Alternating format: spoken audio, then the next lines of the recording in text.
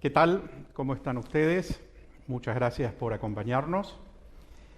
Estamos en un nuevo capítulo del ciclo denominado PACBAM Talks, esta vez en ocasión de los 30 años del estudio. Nos acompañan hoy Rafael Fontana desde Barcelona, presidente del estudio Quatre Casas, y Enrique Cristofani, desde acá, desde nuestras oficinas, presidente del Banco Santander. Los currículums de Rafael y de Fontana, y de Enrique Cristofani, los han podido ver en las distribuciones que ha hecho el estudio en relación con esta charla. Solamente querría agregar, frente a todo lo que ustedes han podido leer de su vasta experiencia, y es que nos conocemos con ellos desde muchos años atrás, desde los 80, desde antes de la fundación del estudio. Sin embargo, empezamos a trabajar, por ejemplo, con Enrique Cristofani a partir del año 92, cuando él asumía como número uno del Banco Santander en la Argentina, que era en aquel momento denominado una entidad de segundo piso.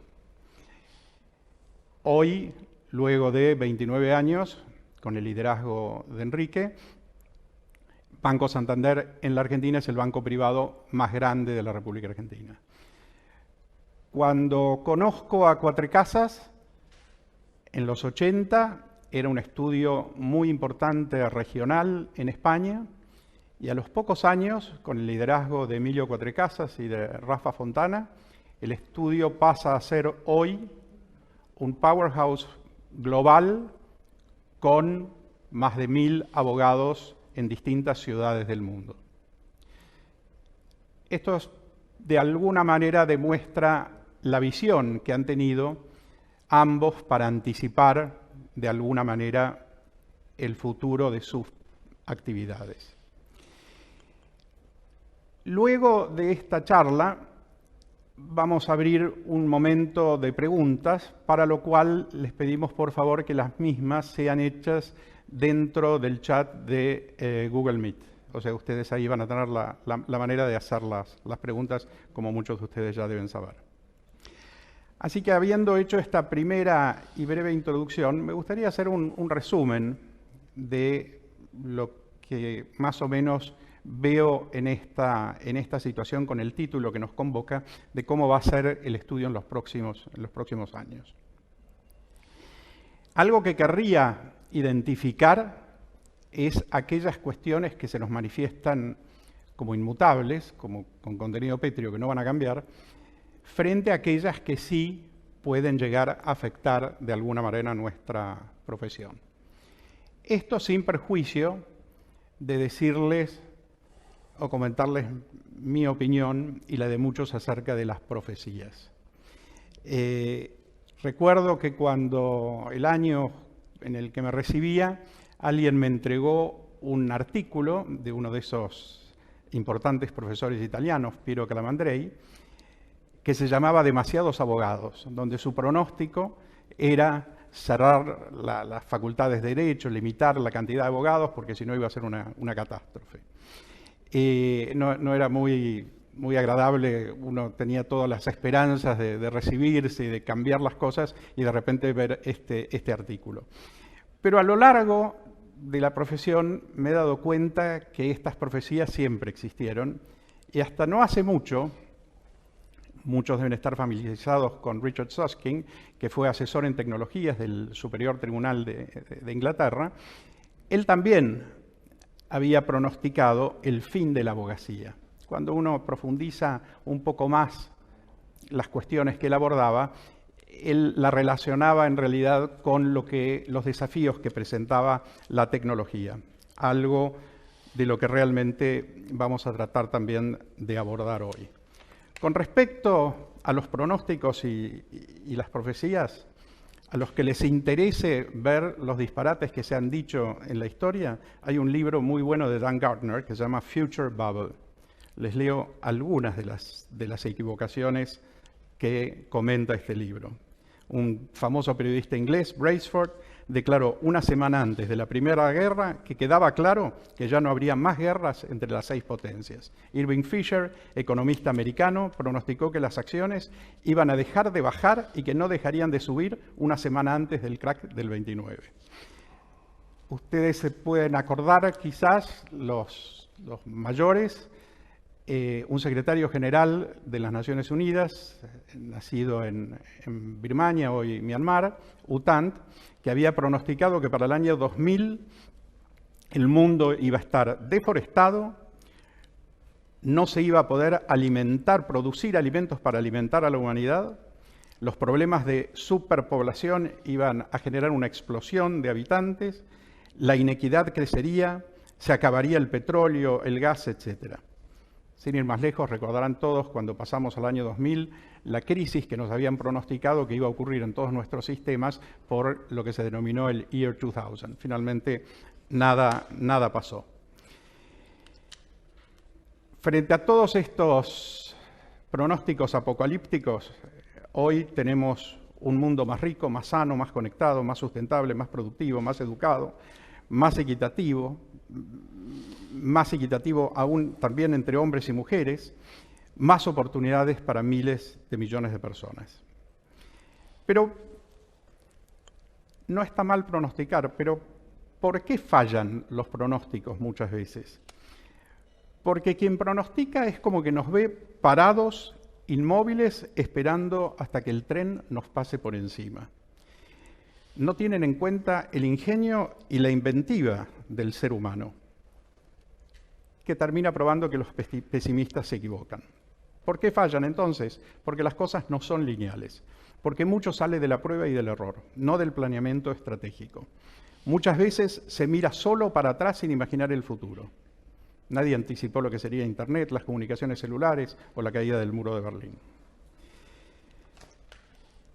Ahora bien, dicho esto, creo que nosotros en nuestra profesión nos encontramos con cambios.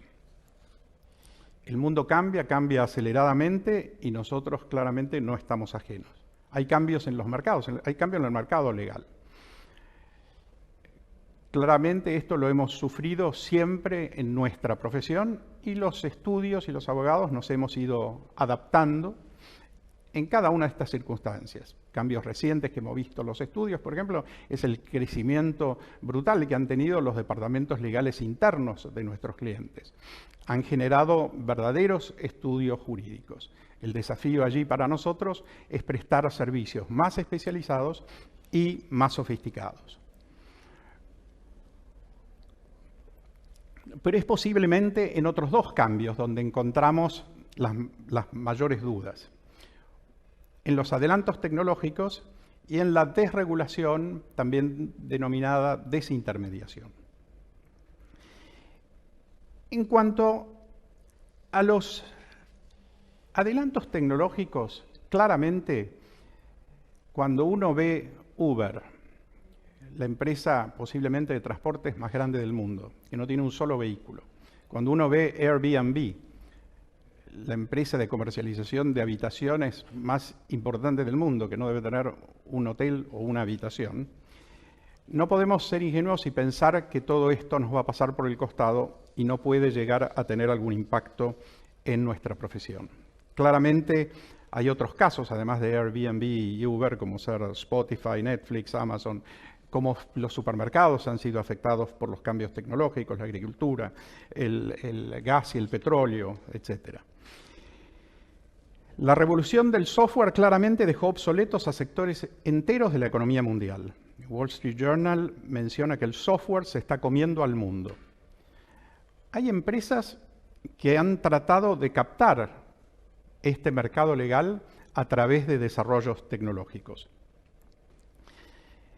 Ustedes podrán googlear, porque son páginas muy interesantes, por ejemplo, United Lex, LegalZoom, Axiom Law, Legal Army, Rocket Lawyer, Lex Machina, Quick Law, Premonition.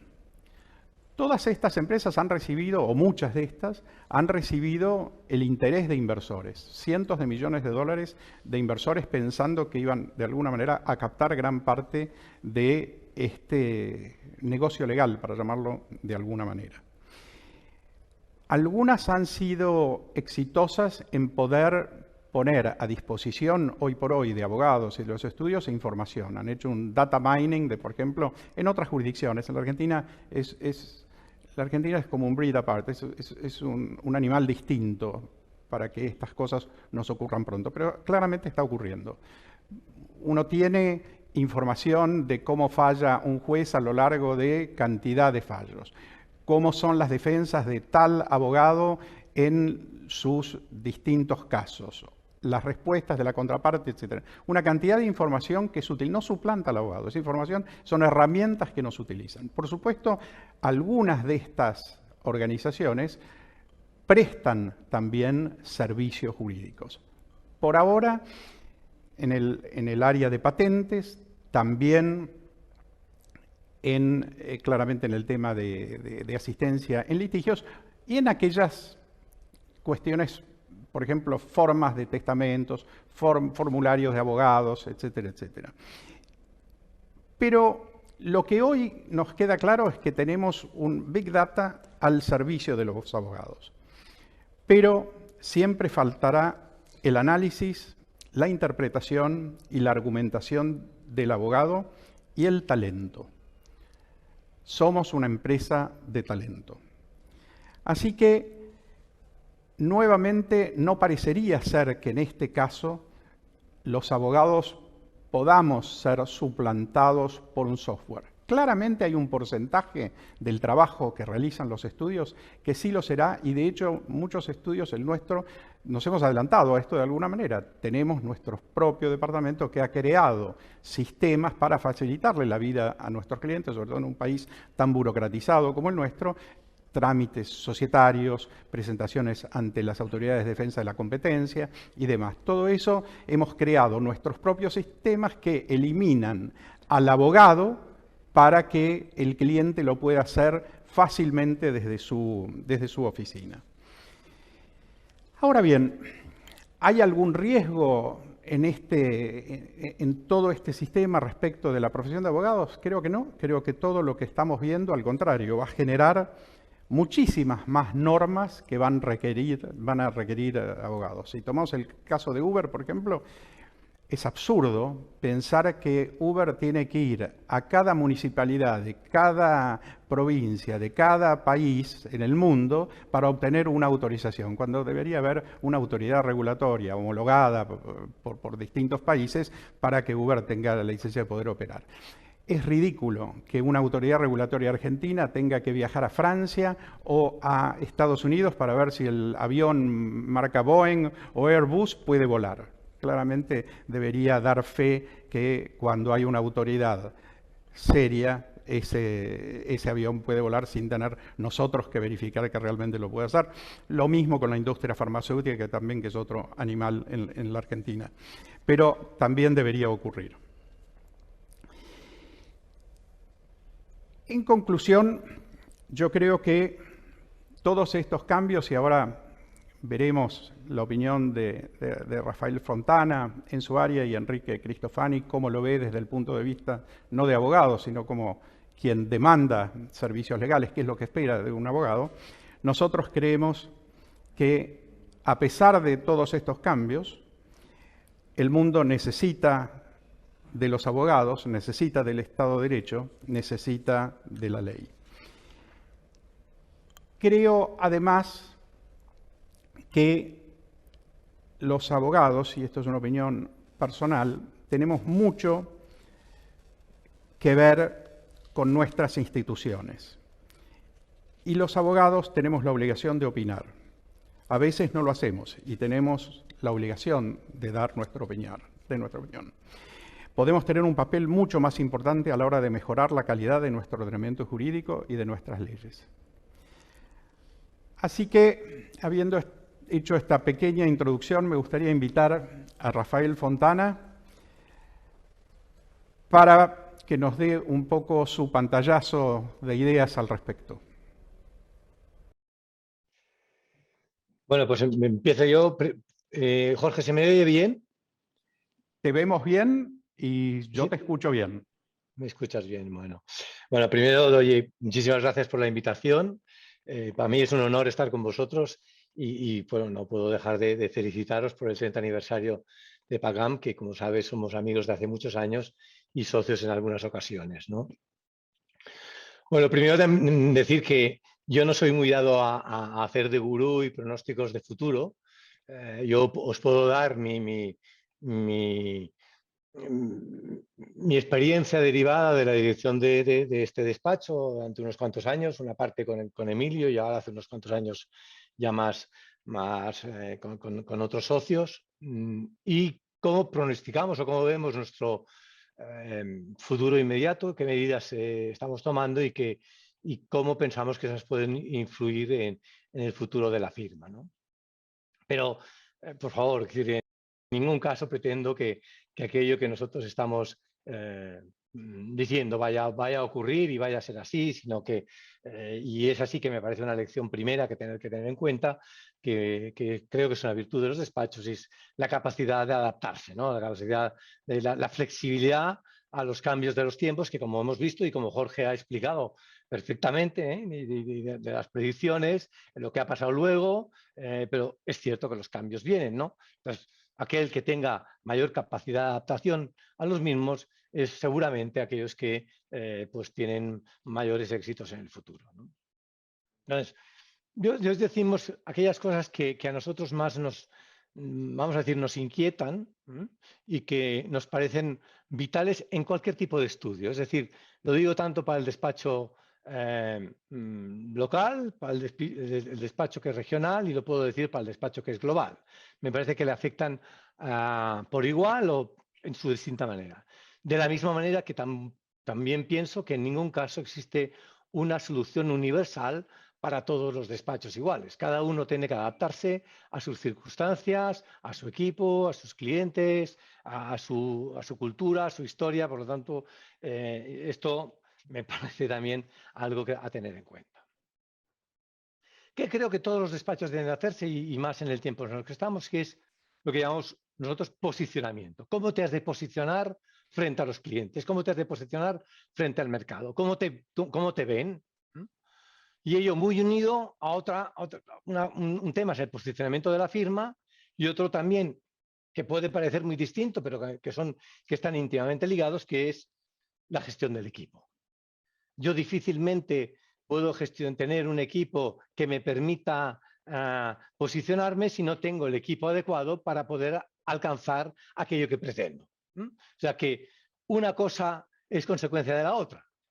Yo puedo querer alcanzar un determinado porcentaje de firma que si no tengo el equipo preciso, pues no lo tendré. Y además, si nos parece que cada día los abogados son más exigentes, ¿sabes? Bueno, cuando habla del posicionamiento y de la relación que tiene o sea, el posicionamiento de la firma respecto al mercado, respecto a los clientes, y yo decía que eso tiene mucho que ver con la gestión de los equipos. Es decir, pueden parecer cosas muy distintas, pero están muy relacionadas. Difícilmente puedes acceder a un tipo de cliente, a un tipo de mercado, si no tienes el equipo correspondiente. Y tampoco puedes acceder a ese tipo de equipos si no tienes el cliente correspondiente, porque lo que están buscando los nuevos abogados es trabajar en temas relevantes, ¿no? Por lo tanto, a nosotros nos parece muy, muy importante el posicionamiento de la firma, sea la que sea. Hemos tenido ejemplos distintos de lo que se llamaban los National Champions, es decir, firmas con mucho equipo, en muchas oficinas, en muchas ciudades, en donde hoy nos parece que eso puede no servir. Tenemos los despachos globales, tenemos, antes lo ha mencionado Jorge, los lawyers on demand, es decir, plataformas digitales a la cual puedes acceder a un conocimiento de distintos abogados con distintas especialidades, y tenemos nuevas asesorías, de las Big Four, que no eran asesorías, a pues, distintas boutiques que existen. Y está claro, por otra parte, que el posicionamiento condiciona tres cosas clarísimas. Uno es nos parece, la especialización. 2, la internacionalización. Y tercero, lo que es la innovación. Muchas veces mal confundida con lo que es la tecnología, que no es lo mismo la tecnología que la innovación. No decimos que no haya innovación en tecnología, pero no siempre la innovación lleva aparejada la tecnología. Bueno, respecto al primer punto, ¿no? El tema de la especialización, yo diría que este es un debate que hoy no hay tal debate. Todo el mundo estamos de acuerdo que tiene que haber los superespecialistas. Si analizamos lo que buscan los legal counsels de las grandes compañías, es que lo que buscan son despachos con experiencias previas en asuntos similares. No que si tienes más despachos, te tengo el equipo. Dígame usted dónde ha trabajado, en qué asunto y tal, y entonces le diré si le contrato. Pongo un ejemplo que es muy sencillo y que a nosotros nos ha pasado, ¿no? Es decir, puedes ser un despacho corporativo, quieres abrir la rama de la litigación y dentro de la rama de litigación te pones el arbitraje. Bueno, no basta el arbitraje, hay que hacer arbitraje internacional. Muy bien, bueno, primero haces arbitraje nacional, luego pasas arbitraje internacional, pero ¿basta con esto? No, no basta con esto. Es necesario dentro del arbitraje internacional, a su vez, estar especializado por industrias, porque no es lo mismo el arbitraje puede ser life science o infraestructuras o real estate, ¿no? Es totalmente distinto. Y por lo tanto, la especialización es algo fundamental de cara al posicionamiento de la firma. Vamos a la segunda que mencionaba, que es la internacionalización del despacho. Bueno, nosotros podemos creer que muchas veces la internalización no es algo que lo hagas con mucho gusto, lo podrás hacer por otras circunstancias más personales. Yo siempre digo a veces que el derecho viaja mal como el vino, pero lo haces o bien porque tu competencia se está internacionalizando, porque se abren nuevos mercados o porque es una vía de expansionar la firma, sin duda. Pero la internacionalización requiere hacerlo por uno de esos motivos, porque de alguna manera pretende que posicionar la firma para poder alcanzar ese tipo de trabajo que requiere, ¿no? Ese cliente que se internacionaliza y te pide que le sigas. Y esa es la razón de internacionalizarte. Y por último, otro de los temas que nos llama, que lo decía antes, que es el tema de la innovación, no confundir para nosotros como la tecnología. Y es lo que llamamos a innovación en procesos, los procesos que hacen las firmas de abogados, hay diseño de nuevos productos y hay una diversidad cognitiva. Hay clarísimamente una diversidad cognitiva. Porque nos parece, y creo que los clientes lo exigen, que como los productos, los despachos de abogados también tenemos que ser más precisos en los plazos, hemos de ser predictivos en el resultado, predictivos en el éxito o no éxito de nuestros asesoramientos y también acertar en lo que es el precio de los servicios más exactos, ¿no? Yo os pongo un ejemplo, por ejemplo, en nuestro despacho, en lo que es la diversidad cognitiva. Hace unos cuantos años nosotros estábamos en un ratio de 0,2 profesionales de organización por cada abogado. Hoy estamos en un 0,8 por cada abogado. Y probablemente pronto estaremos en un ratio 1:1. Pero evidentemente lo que antes eran secretarias, ahora tienen una formación mucho mayor. Están mucho más cerca del abogado. Nosotros tenemos un equipo de 50 ingenieros de telecomunicaciones, ingenieros informáticos que están cerca del abogado y que hacen que las labores que ya son mecánicas, esas no las tengan que realizar los abogados. Ese es el otro producto. Y entro en la segunda pata, y Jorge, y acabo, que es el tema para mí muy importante, que es la gestión de los equipos. Y yo os diría que podemos estar en shock. Y estamos en shock, ¿por qué? Estamos en shock porque los mejores estudiantes, no todos los mejores estudiantes de las universidades de Derecho, quieren venir a nuestros despachos. ¿Y por qué? ¿Qué es lo que está pasando, no? Bueno, ya no somos los preferidos. Nos consideran que a lo mejor somos una economía antigua, que tenemos mucha jerarquía, que damos poca iniciativa a los jóvenes, que a lo mejor tenemos una falta de transparencia, que falta una institucionalización de las firmas y que la industria de la abogacía está un poco alejada de lo que ellos llaman el happiness y el well-doing, ¿no? Y aquí hay una contradicción. Más horas es igual a menos felicidad, ¿no? O sea, confrontamos las horas de trabajo con la felicidad, que son claramente excluyentes, ¿no? Y al final nuestras promesas de retribución son promesas de retribución a largo plazo, ¿no? Y eso ya no les va. A la juventud lo que necesita es decirme qué es lo que voy a hacer este año, en qué me voy a transformar este año y en qué voy a sacar de esto que estoy haciendo. Eso nos obliga a cambiar muchas cosas, como es revisar las carreras, nos exige revisar las carreras, fijar objetivos a corto, ser mucho más transparentes y y eso lo digo a mis socios, con las carreras de nuestra gente, con las evaluaciones de nuestra gente. No hay que ser egoístas, hay que pensar si ese o esa abogada está realizando una labor en la cual le vemos futuro y no porque nos esté sacando trabajo tenga que estar con nosotros, ¿no? Por supuesto, desterrar todas las tareas de poco valor. Hay que hacer programas de formación muy exigentes porque eso lo piden y lo requieren. El teletrabajo yo creo que no tiene cuestión, ha venido para quedarse. Si antes decía que eso es una cosa inminente, no digo que no tenga que cambiar, pero me parece que el teletrabajo puede ser clarísimamente una herramienta que nos ayuda a equilibrar trabajo y vida personal. Hay que descubrir cuál es la cultura corporativa teletrabajando, porque lo que era el eje transversal de nuestra cultura corporativa, que era la oficina, pues no es lo mismo. No es lo mismo cuando estás mezclando teletrabajo y trabajo presencial. Y por último, algo que a mí me gusta decir, que me parece que es no solo de nuestros abogados, sino de todos nosotros, de que hay que conseguir que nuestra gente sea feliz, ¿no? O sea, se trabaja mucho mejor siendo feliz y se vive mucho mejor, ¿no? Y ese sería para mí pues algo que soluciona muchos de los retos entre los cuales nos enfrentamos. Perdona, Jorge, si me he extendido demasiado Perfecto, Rafael. No, muchas gracias y francamente muy interesante. Luego vamos a volver a algunos de los puntos que tocaste. Pero me gustaría pasarle la palabra al no abogado, a Enrique, como invitado para que nos pueda un poco dar él su opinión de cómo ve nuestro rubro. Enrique.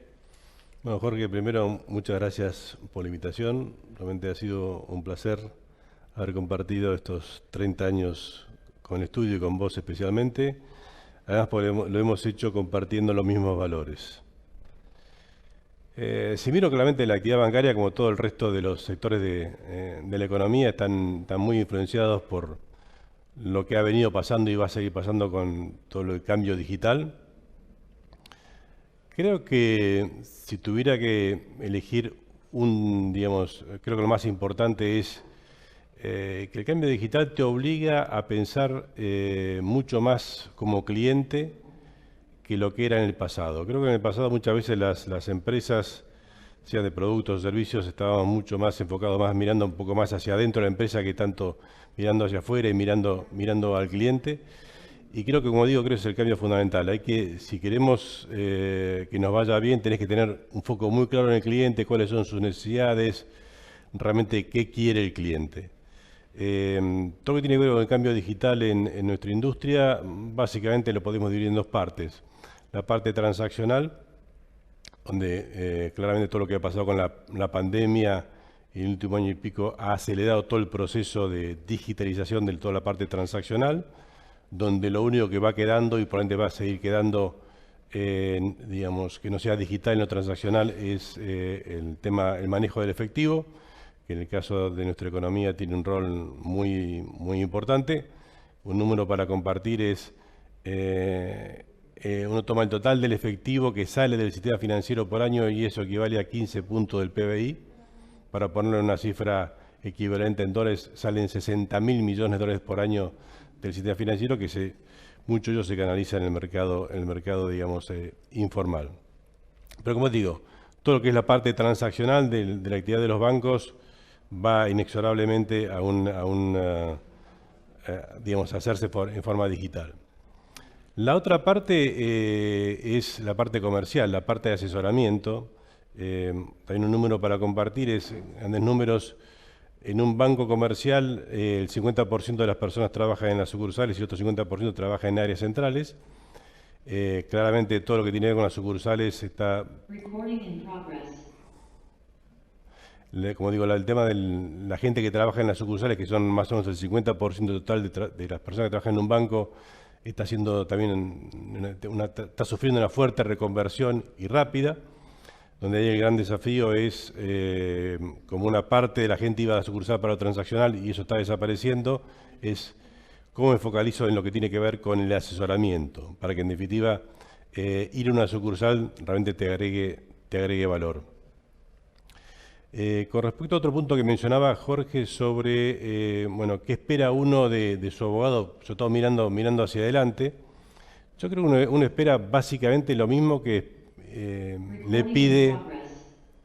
pide a la gente que trabaja, digamos, en el banco, ¿no? Que es, bueno, primero, creo que se ha incrementado la necesidad por ser mucho más rápidos en las respuestas. Eso es lo que están pidiendo los clientes.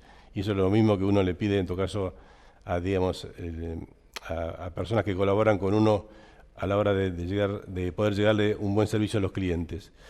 El segundo tema tiene que ver con que la realidad cada vez es más compleja, cada vez más todo tiene que ver con todo, con lo cual en esa realidad cada vez más compleja uno lo que le pide o le va a seguir pidiendo y cada vez más al abogado es, bueno, empatía, trabajo en equipo, porque es fundamental para poder llegar a un buen producto, digamos, un buen servicio de cara a los clientes. El tercer aspecto tiene que ver con ser un abogado propositivo, porque claramente estamos en un mundo cambiante donde la innovación es muy importante y es fundamental que en todo caso los que asesoran al banco tengan esa actitud propositiva. Y para eso tenés que tener un buen conocimiento de todo lo que es el mundo, la evolución del mundo digital, ¿no? Para poder ser realmente propositivo.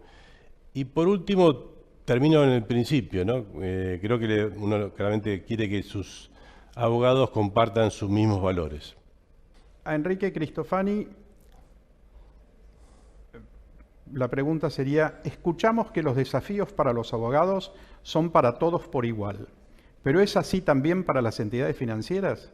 El Banco Central impone estrictas normas a los bancos, pero hay cantidad de entidades que ofrecen servicios de pagos, créditos, etcétera, que parecerían estar en condiciones más ágiles para competir.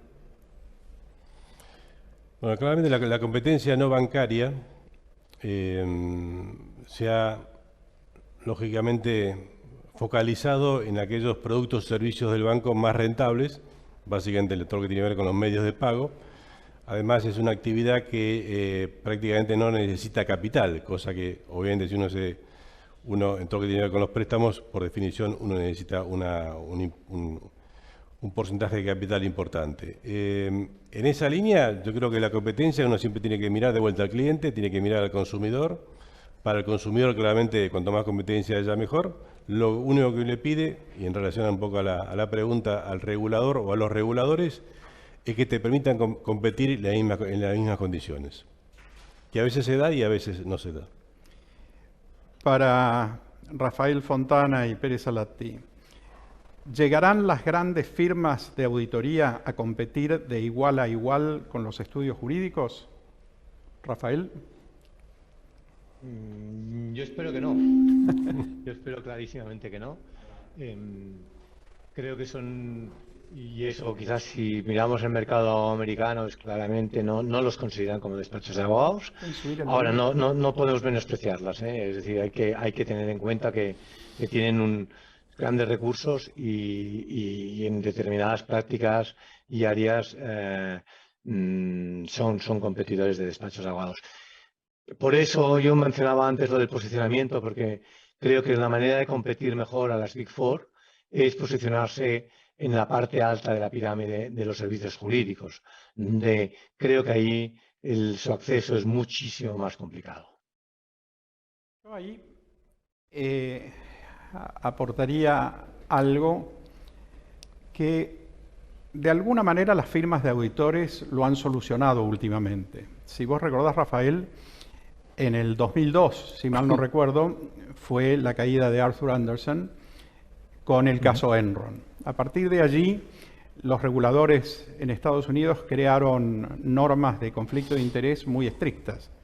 Claramente, y resulta muy razonable que una firma de auditores que esté auditando a una empresa no podía además estar prestándole otros servicios. De alguna manera eso entraba en un conflicto. Pero hemos visto un resurgimiento de las firmas de auditores, antes eran Big Five, ahora quedaron Big Four, en el rubro legal. Yo creo que están para quedarse, basar. Creo que los estudios jurídicos somos eminentemente competitivos. Recordarás cuando empezó la globalización, ese fenómeno resultante de la caída de los precios de transporte y de comunicaciones, cuando los estudios jurídicos británicos y americanos, que eran los más grandes, empezaron a ubicarse en nuestras jurisdicciones, también lo vimos como un riesgo, pero finalmente nos dimos cuenta que éramos muy competitivos, o sea que cada uno de nuestros estudios está en condiciones de competir satisfactoriamente con todos ellos. Hay un tema con las auditorías, con quienes trabajamos todos muy bien, pero que realmente las auditorías tienen que resolver. El caso Enron fue algo muy importante, pero recientemente, y a lo largo de los años han habido muchos casos, recientemente hemos todos leído el caso de Wirecard. Wirecard son errores que un estudio jurídico de los de reconocido prestigio nunca he escuchado que hayan cometido. Wirecard, una empresa de pagos alemana, de repente le faltaron 1.900 millones de dólares o de euros. Hoy SoftBank está demandando a esa firma de auditoría porque había invertido como 200 millones de dólares en una empresa que creían que tenía un patrimonio neto mayor y a la firma de auditoría se le había pasado verificar los fondos que declaraba la firma que tenía depositados en un banco de Singapur que finalmente no existieron. O sea, hay claramente, yo creo que están prestando servicios jurídicos. ¿Cuán sofisticados son hoy? No sé. Seguramente van a contratar cada vez mejor talento, recursos no le faltan, pero tienen algunos problemas para resolver.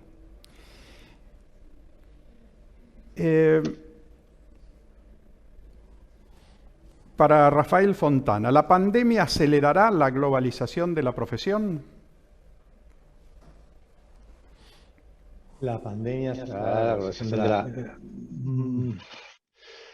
Bueno, me encuentro en eso. La pandemia nos ha dado ha provocado muchas cosas, ¿no? Primero ha demostrado algo que nosotros poníamos siempre en duda, ¿no? Y es el tema del teletrabajo.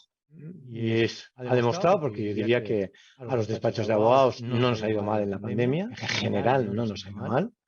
Y hemos demostrado que hemos podido seguir trabajando desde nuestras casas, gracias, por supuesto, a la tecnología. Y hay unos estudios que han estado más preparados que otros y han podido prestar el servicio más rápidamente. Pero se ha demostrado la eficiencia que se ha prestado el servicio de la misma manera que estando en nuestros despachos, sin el contacto personal, ¿no? Y la pandemia ha hecho otra cosa importante, ¿no? Y es un salto exponencial en lo que es el uso de las tecnologías.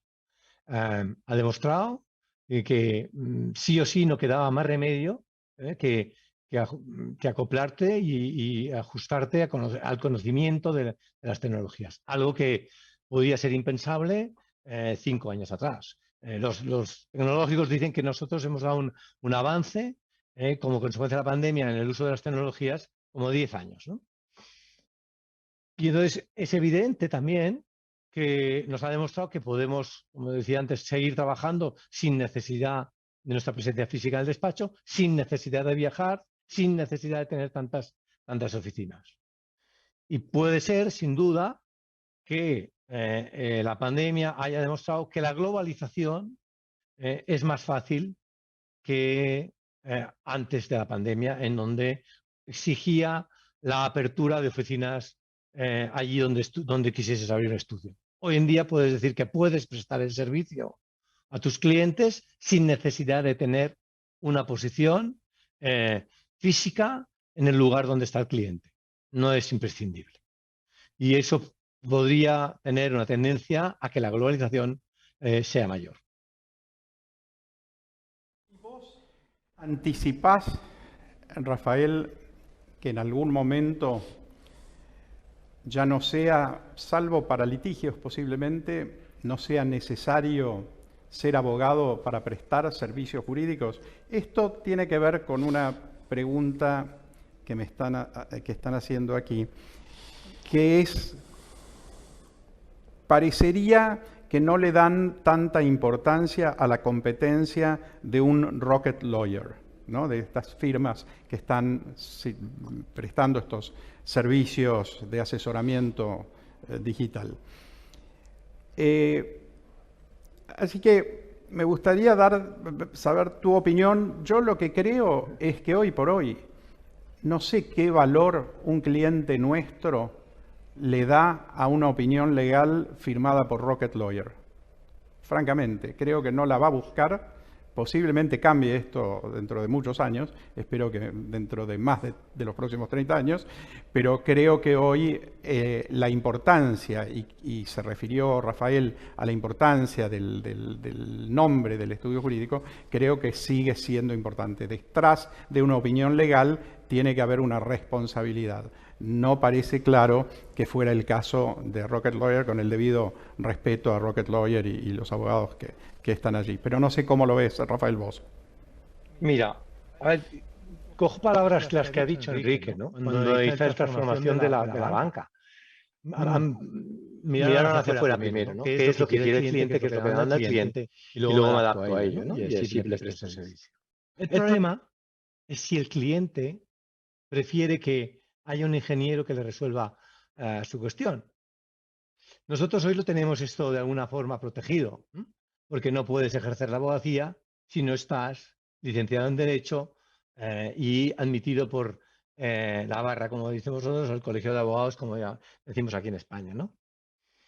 Pero yo no descarto que haya determinados pleitos, cuestiones que puedan resolverse sin la asistencia de abogados en la medida que la normativa regulatoria permita que eso sea así. Y esto yo no sé si yo lo llegaré a ver, pero no lo descartaría, Jorge, no lo descartaría.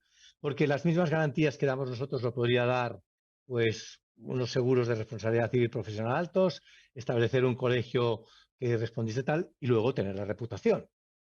Lo que sí dudo muy mucho es que los grandes pleitos, por ejemplo, que son los que viajan mal, se puedan otorgar a ingenieros o a máquinas que no a grandes estudios especializados en la industria correspondiente, ¿no? Gracias, Rafael. Estamos excedidos 5 minutos de los 40 que nos habían adjudicado, pero me gustaría ver la última pregunta. ¿Creen ustedes que el mercado sufra una concentración, el mercado legal, ¿no?, de los estudios jurídicos sufra una concentración parecida a la que se dio en los estudios contables, en las Big Four, con pocas firmas multinacionales? Vamos, Enrique, responde tú primero. Va. Rafael, yo creo que obviamente se está dando, hemos visto, sobre todo en Estados Unidos y en Inglaterra, que esa concentración ha ocurrido. Hay otros países donde ustedes tienen oficina, México, por ejemplo, que es una economía muy, muy importante y al contrario, cada vez aparecen más estudios. O sea, no han logrado generar esos proyectos sugestivos de vida en común en un estudio. Y entonces es como que se van dividiendo. Hay un proceso que no parecería ser de tanta concentración. Yo creo que depende de las jurisdicciones. Hoy no me parece claro que lo estemos viendo en un futuro cercano. Lo hemos visto, sí, en Estados Unidos con la desaparición y absorción de algunos. Pero no me parece que estemos llegando a ese nivel de concentración como el de las auditorías. Enrique, tú... ¿Cómo? Enrique, yo creo que está lejos del tema. No, Bueno, según pues, mi comentario, a ver, te doy mi digamos, opinión. desde afuera de la abogacía, me Coincido parece que los bastante clientes contigo, cada vez Jorge. te piden en el algo cada vez sentido más de que personalizado. No creo ¿no? que las No tan grandes... o sea, generalizado. no necesariamente para prestar el servicio que nos exige el cliente, la firma global está mejor posicionado que una firma local o una firma regional, por poner una. No necesariamente. O sea, uno ha de estar en posición de prestar el servicio que requiere el cliente, más sofisticado.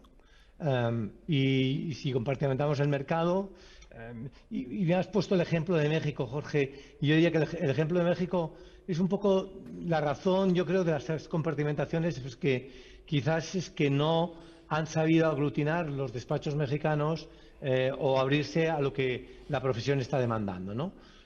Pero no necesariamente tienen que ser despachos globales. No necesariamente tienen que ser despachos globales. Quizás se superpusieron Entendiendo las por voces, despacho pero global lo que es para mí en todo lo que sería nuestro planeta, o prácticamente.